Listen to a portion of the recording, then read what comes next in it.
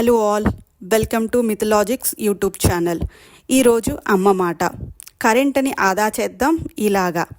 వేసవిలో ఏసీ కూలర్ల అధిక వాడకంతో కరెంటు బిల్లులు ఎక్కువగా వస్తాయి. విద్యుత్ని ఆదా చేస్తూ బిల్లును తగ్గించేందుకు టిప్స్. సాధారణ లైట్లతో పోలిస్తే ఎల్ఈడి బల్బులు 20-25% విద్యుత్ని ఆదా చేస్తాయి. వీటిని ఉపయోగించడం ఉత్తమం. గదిలో అమర్చే లైట్లలో ఒకటి ముదురు రంగుది ఉపయోగిస్తే మరొకటి లేత రంగు ఎంపిక చేసుకోవాలి.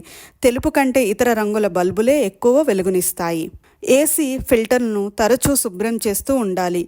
ఎయిర్ ఫ్లోని గమనిస్తూ ఏసీ సర్వీసు చేయించాలి. దీంతో విద్యుత్ వినియోగం తగ్గుతుంది. మైక్రో అవెన్లో ఆహారం వండేందుకు గంట సమయం పడితే మైక్రోవేవ్లో పావు గంటలో అవుతుంది. వీటిని కొనుగోలు చేసే సమయంలో ఫీచర్స్ పూర్తిగా తెలుసుకోవాలి. వాషింగ్ మిషన్ ఉపయోగించేటప్పుడు మరీ మురికిగా ఉన్న దుస్తులకు మాత్రమే వేడి నీళ్ల సదుపాయం ఉపయోగించాలి. తక్కువ విద్యుత్ వాడకంతో పాటు మిషన్ ఎక్కువ కాలం మన్నుతుంది. గీజర్తో ఎక్కువ నీటిని అవసరానికి మించి వేడి చేయడం, పని అయ్యాక కూడా స్విచ్ని ఆన్లోనే ఉంచడం చేయకూడదు. ఆటోమేటిక్ గీజర్ల వినియోగం మంచిది.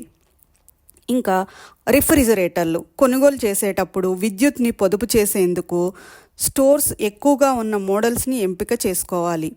ఇవి మిగిలిన వాటికంటే విద్యుత్ని ఎక్కువగా ఆదా చేస్తాయి. కంప్యూటర్ని ఉపయోగిస్తున్నప్పుడు అవసరం లేని సమయంలో మానిటర్ని ఆఫ్ చేయడం మర్చిపోకూడదు. ల్యాప్టాప్ అయితే స్క్రీన్ ఆఫ్ చేయాలి. Thank you.